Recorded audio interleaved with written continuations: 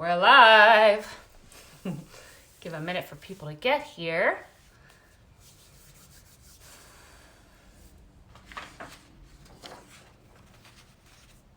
Okay. Today we're talking about hope. Hi. Hi guys. So glad you're here today. Hello.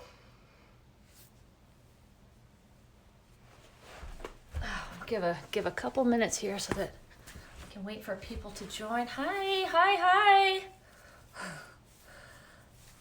So glad you're here. Happy Sunday.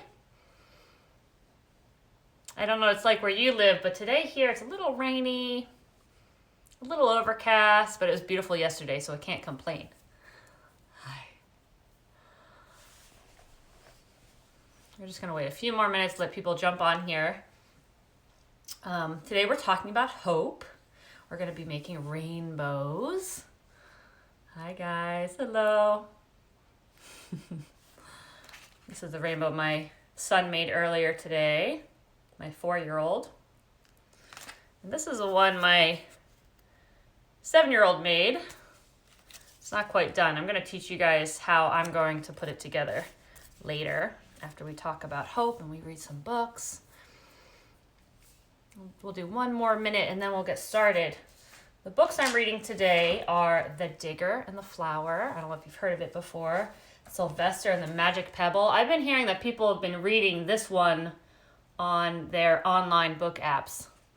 I know it was on Epic. I think one of the children from the earlier class that I gave earlier today said that it was on a different program that they use. I only just learned about it this week, but I think it's a good story. All right, let's see. All right, we have one more minute and then we'll get started, okay? How's everybody doing today? Feeling good? You awake? All right, let's get started. So we're going to start with our prayers like we normally do, but first let's do We Are Drops. Does that sound good? Okay, so it's a call and response, as always. I'll sing the first part, you sing the second part, okay? We are drops of one ocean, We are waves of one sea, Come and join us in our quest for unity. It's a way of life for you and me. We are flowers of one garden. We are leaves of one tree. Come and join us in our quest for unity. It's a way of life for you and me. All the world is one country, Man is one. Can't you see? Come and join us in our quest for unity. It's a way of life for you and me. Thanks for singing that with me. All right, let's do So Powerful. My kids love this song. I'm going to back up a little bit so you can see my big muscles. Let me see your big muscles. You have big muscles? I know you're strong, all the strong kids out there. Here we go. Okay, here we go. Get your muscles ready. So powerful is a light of unity. So powerful is a light of unity, that it can illuminate the whole earth, that it can illuminate the whole earth. Now we're going to do it a little bit faster, okay? See if you can keep up. Here we go. Let me see those muscles. Okay. So powerful is a light of unity. So powerful is a light of unity, that it can illuminate the whole earth, that it can illuminate the whole earth. Hi guys, I'm getting a lot of highs. Hi. Okay. Oh God, guide me. Your fingers ready. This one starts like this. It goes, oh God, guide me, protect me, make of me a shining lamp and a brilliant star. Thou art the mighty and the powerful.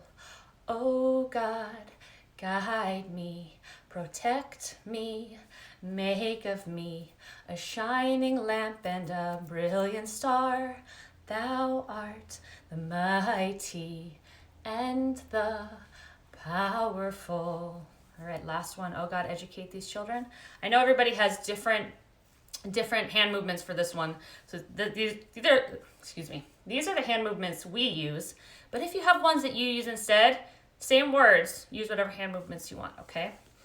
And there are a bunch of different melodies too. Let me think of which one they're going to do today. Oh God. Okay. Oh God, educate these children.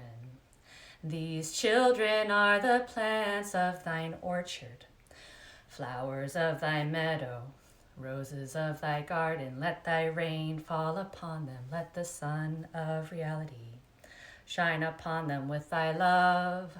Let thy breeze refresh them in order that they may be trained, grow and develop and appear in the utmost beauty. Thou art the giver. Thou art the compassionate. That one was a little low for me, but oh well. Next time we'll go a little bit higher. So those are the prayers we're going to sing today, and now we're going to talk about hope. Now I know that when I filmed this, everything is flipped. So even though this is written the correct way, it's probably flipped on your screen. Is that right? Yeah. I'm sorry, I don't know how to flip it around and also be able to see what you guys are saying. Next week I might try and do a live filming also on Instagram, but then also on YouTube, and we'll see if it flips it or if it keeps it the right way. The other thing is I'm starting to upload some things onto a link on Instagram so that you can see the books that we're reading, and I'll put lesson plans on there, and hopefully you'll be able to rewatch this if you didn't have a chance, or if you want to send it to a friend who might be interested. So the quote we're talking about today is about hopefulness, and it goes like this. Let me see if I can get close enough so you can see it. Okay, even though it's backwards, sorry. Be thou ever hopeful, for the bounties of God never cease to flow upon man. Now, what does it mean to be hopeful? Being hopeful, I think, means feeling like something good will happen. Feel like something greater will happen. So, be thou ever hopeful for the bounties of God. What do we think bounties of God means? I think bounties mean gift. So, for the gifts of God will never cease. This word cease means to stop. So this says, be thou ever hopeful, for the gifts of God never stop flowing upon man. Okay?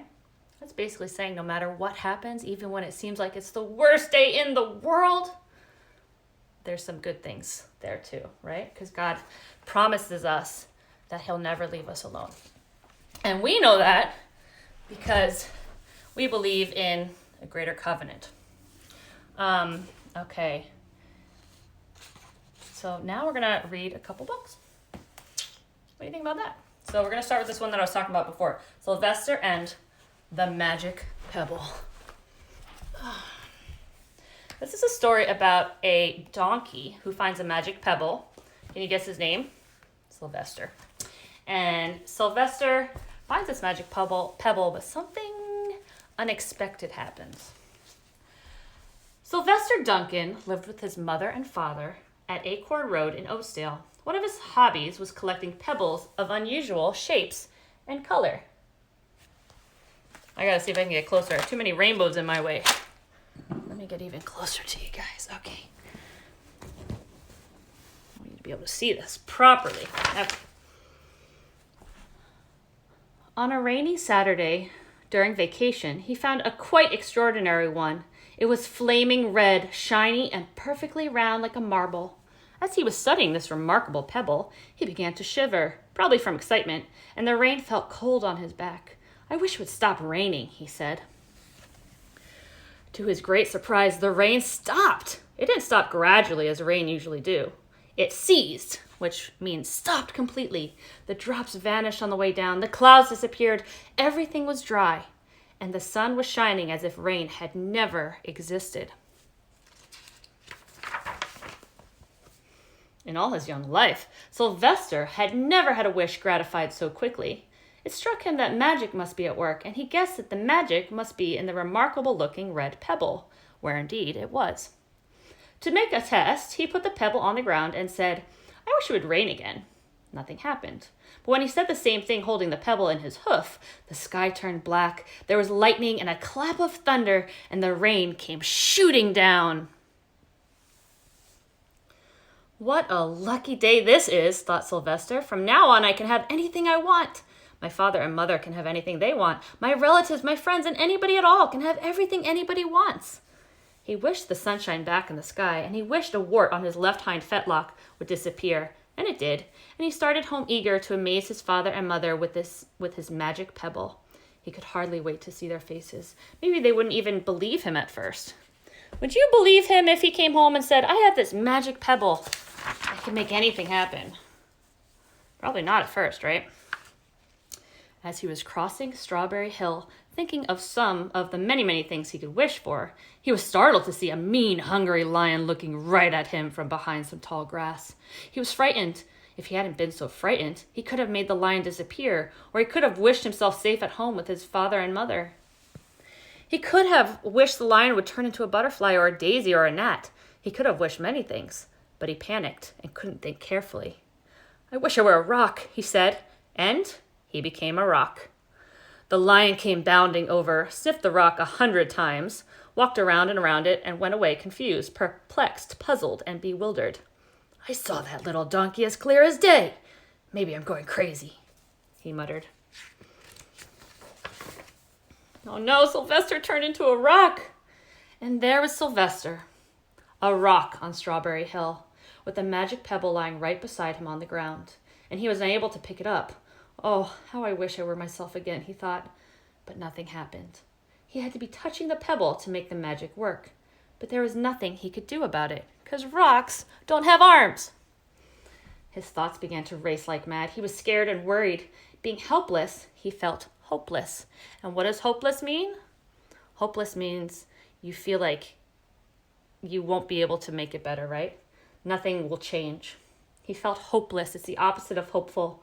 He imagined all the possibilities, and eventually he realized that his only chance of becoming himself again was for someone to find the red pebble and to wish that the rock next to it would be a donkey. Someone would surely find the red pebble. It was so bright and shiny, but what on earth would make them wish that a rock were a donkey? The chance was 1 in a billion at best. Sylvester fell asleep. What else could he do? Night came with many stars. Now, here's Sylvester. And here's a little rock next to him that he's not touching, so he can't wish himself back. And what do you see here in the meadow? Do you see flowers? That might be a clue as to what time of the year it is. Maybe it's summer, maybe it's spring. Let's see. Meanwhile, back at home, Mr. and Mrs. Duncan paced the floor, frantic with worry. Sylvester had not come home later than dinner at any time. Where could he be? They stayed up all night wondering what had happened, expecting that Sylvester would surely turn up by morning. But he didn't, of course. Mrs. Duncan cried a lot, and Mr. Duncan did his best to soothe her. Both longed to have their dear son with them. Could you imagine how sad they must be? "I will never scold Sylvester again as long as I live," said Mrs. Duncan, "no matter what he does." At dawn, they went about inquiring of all the neighbors. Inquiring means they went to ask questions of all the neighbors to see if they can tell them if they know anything. They talked to all the children, the puppies, the kittens, the colts, the piglets. No one had seen Sylvester since the day before yesterday. They went to the police. The police could not find their child. I think they're losing hope, huh? They don't think they'll ever find Sylvester. All the dogs in Oatsdale went searching for him. They sniffed behind every rock and tree and blade of grass, into every nook and gully of the neighborhood and beyond, but found not a scent of him. They sniffed the rock on Strawberry Hill. I think that might be this one, maybe? But it smelled like a rock. It didn't smell like Sylvester. Oh no. After a month of searching the same places over and over again and inquiring of the same animals over and over again, Mr. and Mrs. Duncan no longer knew what to do. They concluded that something dreadful must have happened and that they would probably never see their son again. They lost all hope, though all the time he was less than a mile away. They tried their best to be happy, to go about their usual ways, but their usual ways included Sylvester, and they were always reminded of him. They were miserable. Life had no meaning for them anymore. Okay, look now. It's not summertime anymore. Can you tell what season it is? The leaves are falling off the trees. All right, I think it's autumn. Night followed day and day followed night over and over again. Sylvester on the hill woke up less and less often. When he was awake, he was only hopeless and unhappy. He felt he would be a rock forever, and he tried to get used to it. He went into an endless sleep. The days grew colder. Fall came with the leaves changing color. Then the leaves fell and the grass bent to the ground. And then after fall comes winter. And everything seems dead and lost, right? Then it was winter. The wind blew this way and that. It snowed. Mostly the animals stayed indoors, living on the food they had stored up. One day a wolf sat on the rock that was Sylvester and howled because he was hungry. Poor guy. But what do we know? After winter, something special always comes back around. Do you know what season? When everything pops to life again? Spring. Then the snow melted. The earth warmed up in the spring sun and things budded. Leaves were on the trees again. Flowers showed their young faces. Look how beautiful that all looks. And right now it's spring in a lot of places where we live. At least where I live, I should say. It's springtime. And with springtime comes all this renewal and joy and hopefulness because you know that these flowers are budding and blooming and it's life again. One day in May, Mr. Duncan insisted that his wife go out with him on a picnic. Let's cheer up, he said. Let us try to live again and be happy, even though Sylvester, our angel, is no longer with us. They went to Strawberry Hill. Oh, look, where is she sitting? I think she's sitting on Sylvester. Mrs. Duncan sat down on the rock. The warmth of his own mother sitting on him woke Sylvester up from his deep winter sleep. How he wanted to shout, Mother, Father, it's me, Sylvester, I'm right here. But he couldn't talk. He had no voice. He was stone dumb. Mr. Duncan walked aimlessly about while Mrs. Duncan set out the picnic food on the rock. Alfalfa sandwiches, pickled oats, sassafras salad, Timothy compote. Suddenly, Mr. Duncan saw the red pebble. Oh, what a fantastic pebble, he exclaimed. Sylvester would have loved it for his collection. He put the pebble on the rock. They sat down to eat. Sylvester was now as wide awake as a donkey that was a rock could possibly be. Mrs. Duncan felt some mysterious excitement. You know, Father, she said suddenly, I have the strangest feeling that our dear Sylvester is still alive and not far away. I am, Sylvester wanted to shout, but he couldn't. If only he had realized that the pebble resting on his back was a magic pebble. Oh, how I wish he were here with us on this lovely May day, said Mrs. Duncan. Mr. Duncan looked sadly at the ground. Don't you wish it too, Father, she said. He looked to her as if saying, How can you ask such a question? Mr. and Mrs. Duncan looked at each other with great sorrow. Sorrow means sadness. I wish I were myself again. I wish I were my real self again, thought Sylvester. And in less than an instant, pop, he was. Oh my gosh, look at all that food falling off of his back because he's himself again. You can imagine the scene that followed. The embraces, the kisses, the questions, the answers, the loving looks, and the fond exclamations. Oh my gosh, they're so happy. You think they're full of joy and hope again? Just when we thought there was no hope left, when they had eventually calmed down a bit and had gotten home, Mr. Duncan put the magic pebble in an iron safe. Right, we want to keep it in an iron safe to keep it safe, right? Someday they might want to use it, but really, for now, what more could they wish for? They had all that they wanted. Just when they lost hope, suddenly Sylvester was able to become himself again. I love that story. I only just learned about it this week. Now I'm trying to get my, okay. And now we're going to read The Digger and the Flower. This is a simple book, but it has a good message. Okay. Let's see. The Digger and the Flower by Joseph Kuffler. And if you go to my Instagram page, I put a Linktree link there, and it has all of the books. with links to Amazon if you want to get these for your own personal library. Okay. Can you see? It was morning and the big trucks were ready to work. Look at all those big tough trucks.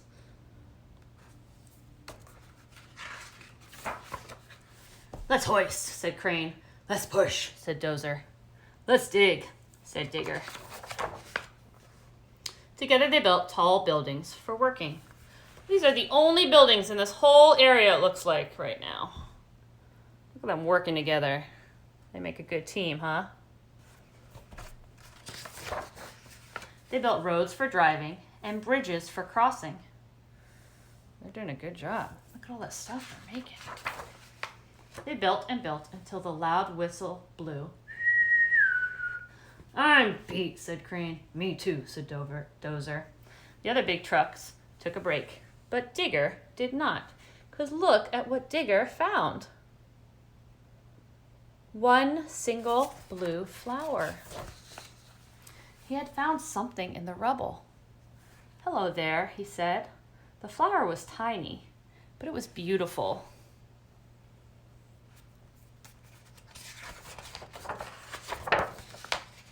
Every day, while the other big trucks built, Digger visited the flower. They're working away, and he is visiting his flower. He watered it when its leaves looked dry. He shielded it on windy days, and just before he switched off for the night, Digger sang the flower a bedtime song. This flower is getting bigger and much more beautiful, and he's putting in so much effort to take care of it. The flower grew, but the city grew too. Soon every space had been filled. Oh my gosh, look at that city now. Can you see the whole spread? There's only one spot left that hasn't been built, and what is right in the middle of it? The flower. Uh-oh. We need to put a building here, said Crane. Dozer started his engine. Before Digger could stop him, Dozer blew a big puff of smoke and cut the flower down. Uh-oh, what does Digger's face look like? Concerned? Then the other big trucks went back to work, but Digger did not. Oh man, look at Digger. He's so sad.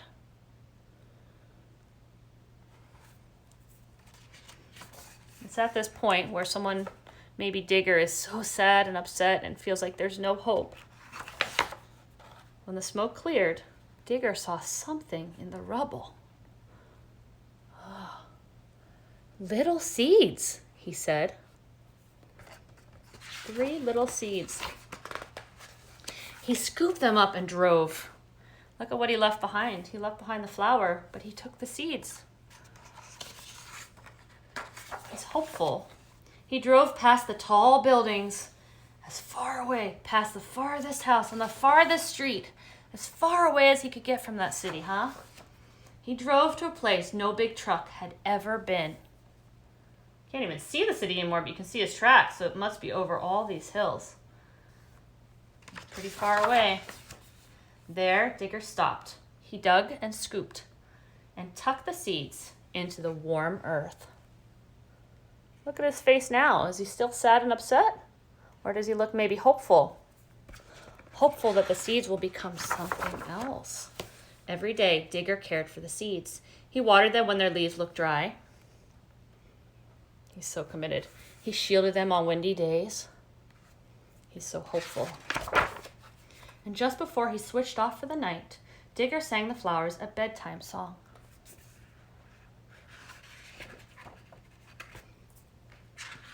And you see the flowers? They're fully grown. And do you see what's sticking out of those flowers? More seeds. And look at this.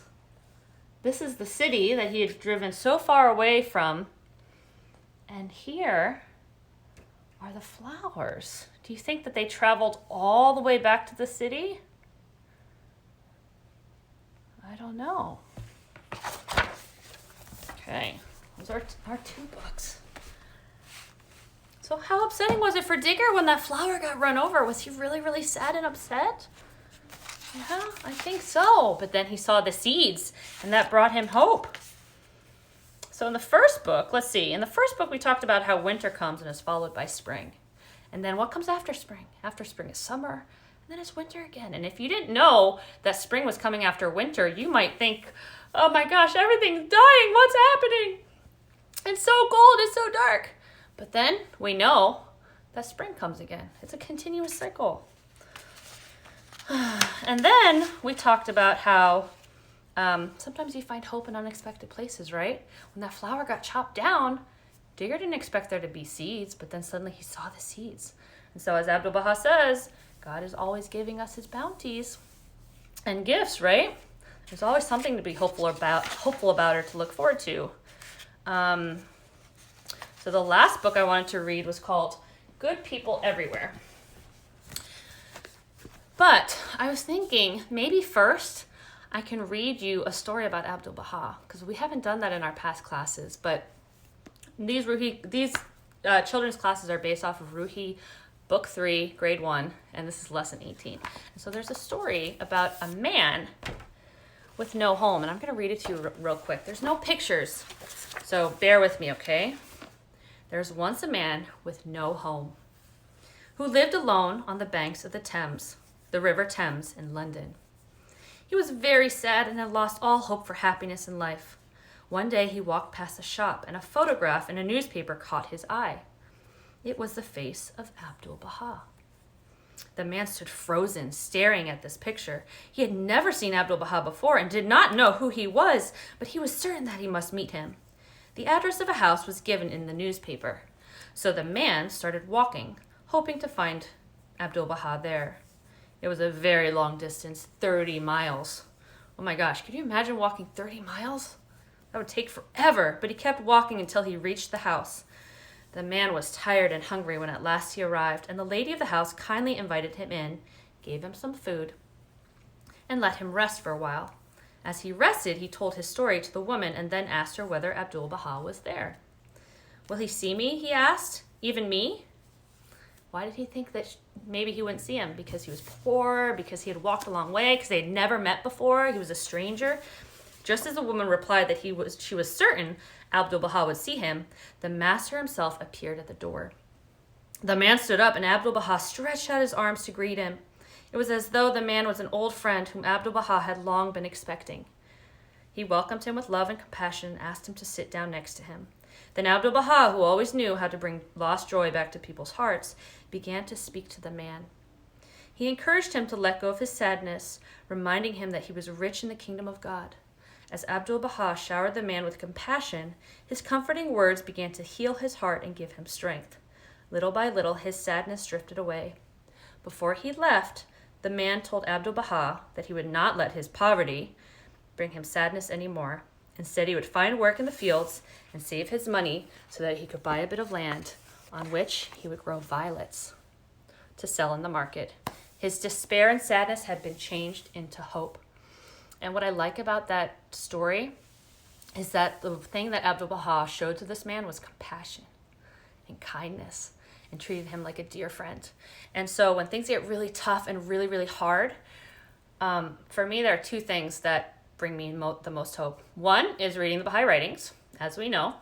And two is focusing on what people are doing in the world for each other. Because it's through acts of kindness and compassion and community that you feel like you can take on anything, because you're not doing it on your own, right? And so I have this last book, and then we'll make some rainbows, okay? This one's called Good People Everywhere, written by Linnea Gillen. And I know you guys are being so patient. This is a lot of reading today. And then we'll talk about how we can help other people feel hopeful. Too much Instagram, it says. Okay. Today, in neighborhoods all over the world, millions and millions of people are doing very good things. Today, carpenters are building fences and houses and repairing homes that have been damaged by storms. Maybe by tornadoes or hurricanes or earthquakes or floods. We help each other out, right? Today, moms and dads are cooking dinners for their families. And cooks are working in kitchens making meals for people who don't have homes. Doctors and midwives are delivering babies and gently passing them into the eager arms of their parents. Teachers are teaching math, spelling, and reading skills. And a lot of teachers are doing it in new ways because they can't be in the classroom with you right now. Musicians are opening their hearts and playing beautiful music, maybe to uplift us and make us feel better. And dancers are leaping across dance floors, practicing performances that will bring joy to their friends, their families, and their communities. Today, people are planting seeds, picking fruits and vegetables, and driving them to grocery stores all around the world so you can have a ripe, juicy orange in your lunch.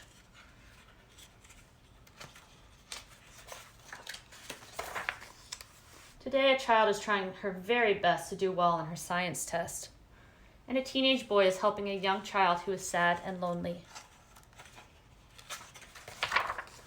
Today, a first grade boy is helping a friend who has a skinned knee.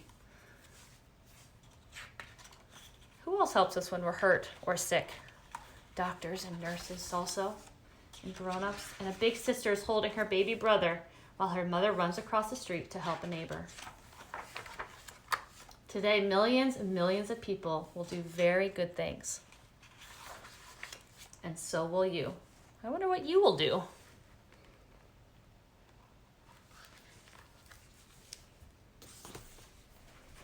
Okay, so we're going to make some rainbows today. And I don't know if you've seen in other people's windows. A lot of people right now are starting to put rainbows in their windows as a sign of hope and a sign that we're all in this together. Because right now it's a pretty trying time for a lot of people.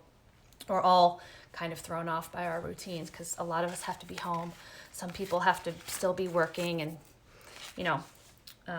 it's a difficult time for a lot of people. So people are putting rainbows in their windows to show us solidarity. And so I want to show you, this is a rainbow I made when I was trying to figure out what we were going to do. This is one my son made. He's 4. And this is another one just made out of paper instead of cardboard, in case that's all you have. So what we're going to do today is make some rainbows. If your grown-ups have prepared materials for you, you're all set. You can make whatever you need. If you don't have any materials, just grab a piece of paper and you can draw a rainbow. Or if families want to do a bigger rainbow display in a window of theirs, you're welcome to do that too. I'd love to see what you make. So what I'm going to do is I'm going to tilt my camera down here and I'm going to start making my rainbow. I have this rainbow, which is cut out from a chicken nugget package. Now I'm going to decorate it, and then what I'm going to do is I'm going to show you, my daughter made this rainbow combination. Wait a minute. Oh yeah, here's the star. And I'm going to actually show you how I'm going to put it together for her. I'll probably add some beads too. So why don't we create together? You're welcome to stick around. If you don't want to stick around and you just want to create it, that's fine too. And when you're done, I would love to see what you make, okay? So I'm going to actually come around to the other side of this camera. I'm using today Tempera sticks, but you can use crayons or markers or colored pencils or paint, whatever you have available, okay? All right, let's see. I'm gonna start with the pink at the bottom of the rainbow. Normally it's red, but you don't have to create the rainbow in typical rainbow colors. You can do it in any order you want. Or if you don't even want to do bands, you can just do blotches of color. That's fine too. You can't go wrong. Anything that's colorful and joyful and fun, that's all we really care about right now, right? So I'm going to start over here. Kind of weird doing this sideways. All right.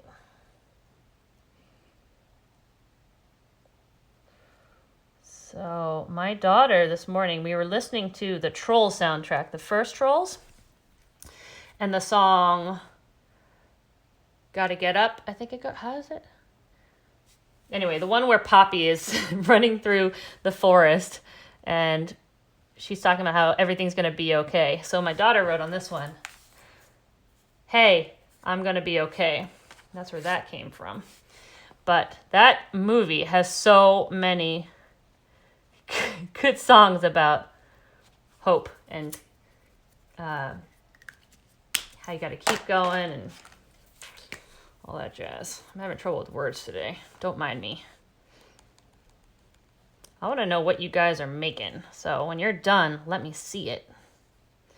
It's a little strange here, I know, me just talking to myself. Another nice thing to do is if you make the rainbows a little bit smaller, you can mail them to people. It's one way that we can help other people feel like they're not alone and feel joy. Sometimes some people are experiencing things differently than we are. In our house, it's me and my husband and my cat and my 2 kids. And so we have a lot of people around, but there are some people right now who are almost completely on their own. They might be living alone, or they might be older and they have to be alone so that they don't potentially get sick. If you know of anybody like that who might be feeling very lonely, you could send them a rainbow perhaps for them to hang in their window and be reminded of the fact that they're not alone, right? Because we're not actually in any of this alone. These are not crayons. These are called quickie sticks. They're a solid tempera paint. I will try and link some of these materials, but please use whatever you have. If you have crayons, if you have markers, this almost paints like lipstick. It has kind of a strange, has a strange texture, but I love it for these kinds of projects. And it's awesome for little kids. These are the thin quickie sticks. They do make a thicker variety of them, which are easier for little kids to hold on to, but they're a little chunkier. And they dry in 90 seconds. They're also water soluble, so if they get on anything, you can wash them. And if you then later on want to go back with water, you can blend it together. Not that I'd recommend it with all the colors of the rainbow. You'll just get brown.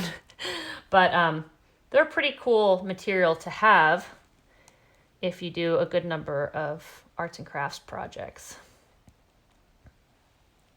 But again, just use whatever you have at your disposal. All right, I'm almost done with my rainbow here.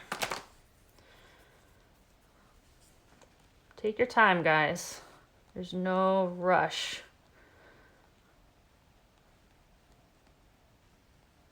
Okay. Now, because, see, it's already dried on this bottom part, which is nice, I'm going to add a couple of these gems. I'll also link these on Amazon. I think you can get something like 300 of these gems for $8. And we use them all the time because they're actually stickers, but they had a nice little bedazzling without needing to have glue or a mess. Especially for little kids, not little kids because they can eat them, but like 3, 4, or 5-year-olds. These are a great resource. All right, I'm just gonna put a little bit of bling on here. Get my bling on.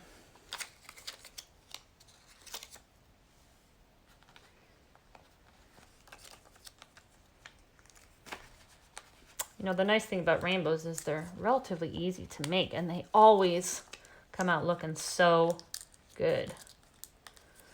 You don't need straight lines. You don't need anything fancy for a rainbow to seem joyful, right?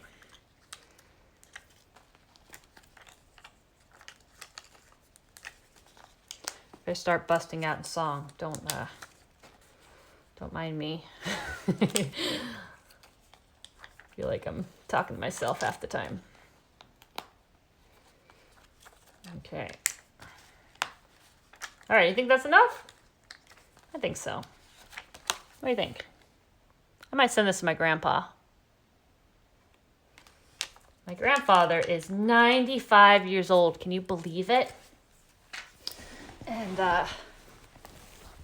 thankfully he's not living alone. But, I also have this heart. But I know that he sometimes feels lonely, so I'm going to send him my heart, my what's this called, rainbow. But I'm gonna have to figure out how to send it because it's a little too big to fit in an envelope, huh? Let's see, yeah. So maybe what I'll do is I'll take a piece of paper like this, once I get this all put together, and then fold the paper in half and tape it, and then add a little extra postage. And then I think it'll be okay. It'll get to him okay. But before I do that, let me finish what I'm doing. Maybe I'll write the quote on there too. Alrighty, I'm gonna make my heart blue here.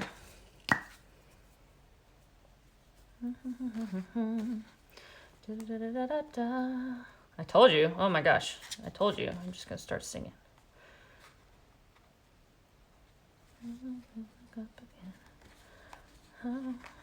Alrighty.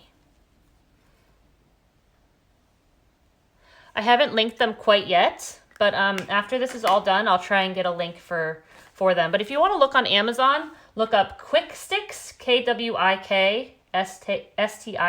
I'm going to write it right here. I'll write it right here. Quick.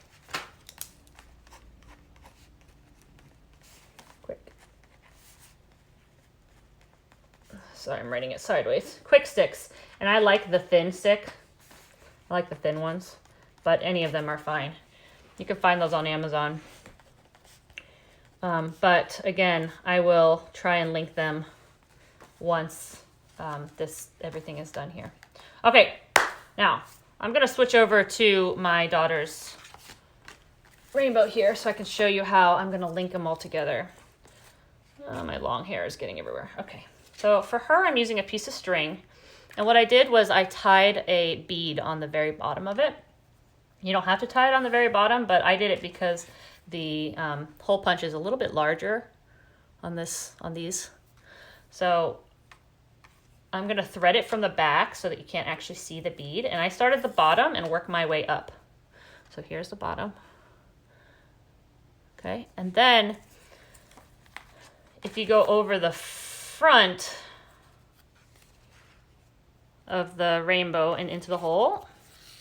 Now, oh, you know what? I'm going to put a few beads on first. Let's put some beads on first. Why not? You don't have to.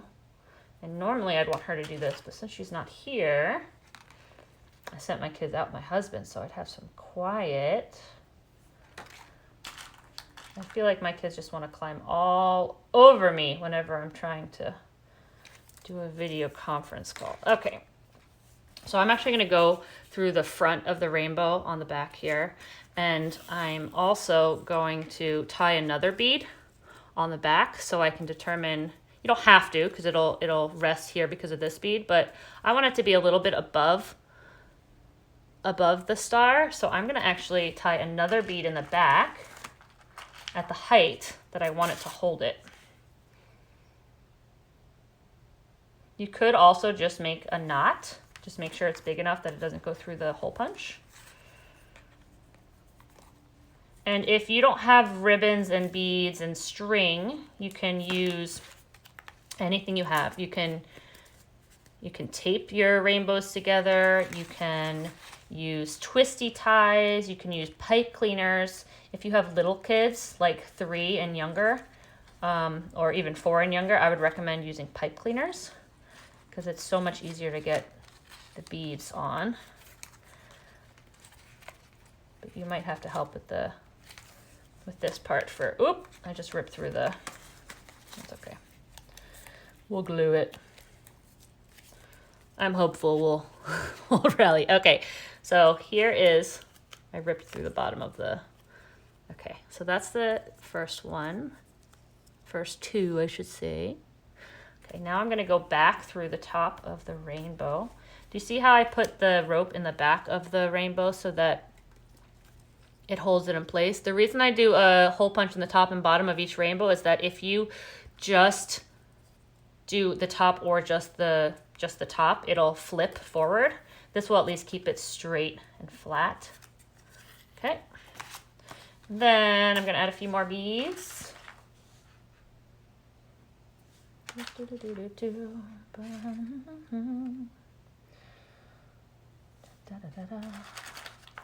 Okay.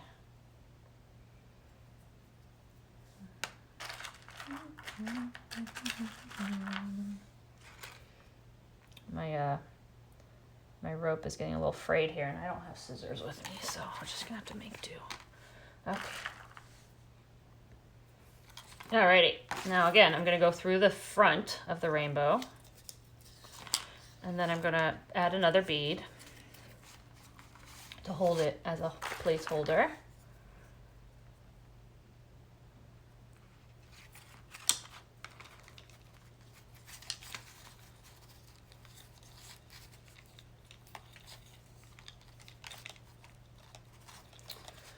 Okay, when this is all done, guys, I'm going to load this onto my YouTube channel, so if anybody wants to rewatch it, or if they want to send it along with somebody, it'll be in the live feed for a day, and then it will be on YouTube.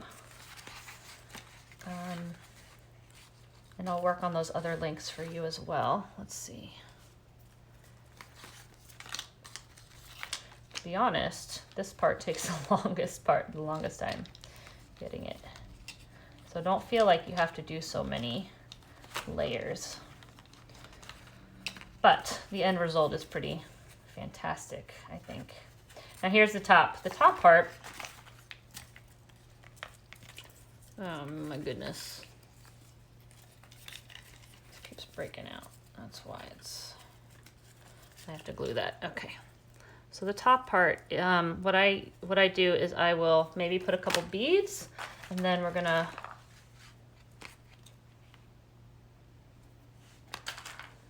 very partial to the pink beads today.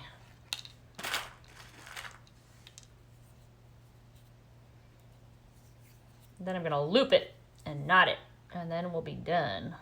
And then you can hang it in a window, or you can tape it to a wall. You can hang it from a nail, or you can send it to a friend. So see, I'm gonna loop it into a loop like this, and I'm gonna take the whole thing and I'm just gonna tie it into a knot.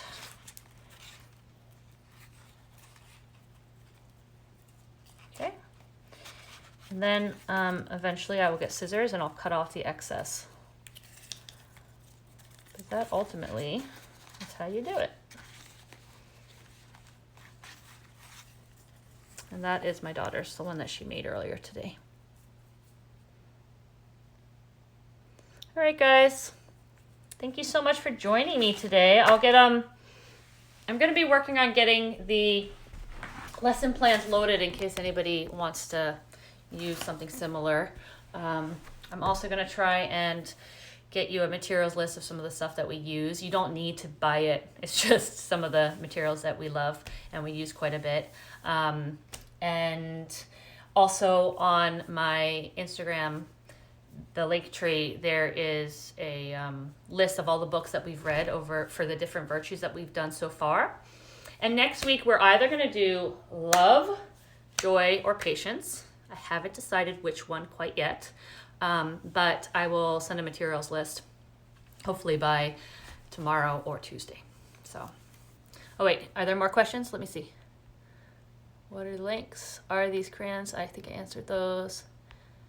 But when you usually have this, okay, so I normally have it on Sundays at 2:30 p.m., just like this, live. But again, it'll be recorded, and so you can watch it with your kids at any time you want. And that'll be on YouTube. And next week, I'll try and see if I can do a YouTube live at the same time of doing Instagram live. I don't know if I'll be able to figure it out. This is all new to me. So you can also potentially watch it on YouTube live. Because I know that for some people, it's better to have it on their TV. So that's another option. But I'll let you know. I have to figure it out. And if you have any other questions, feel free to send me a message on Instagram. Again, my name is Dana, and I'm so glad you're here today. If you are able, send me your pictures. I'll post them, and we can see what everyone's been making. Some of the rainbows from earlier today were really awesome, and they make me really happy. It's actually Eastern Standard Time, so New York time. You just look up what time 2:30 in New York will be, and that'll be the time that I'll be on here. 2:30 Eastern Daylight Time every Sunday. Hope to see you. Bye, guys.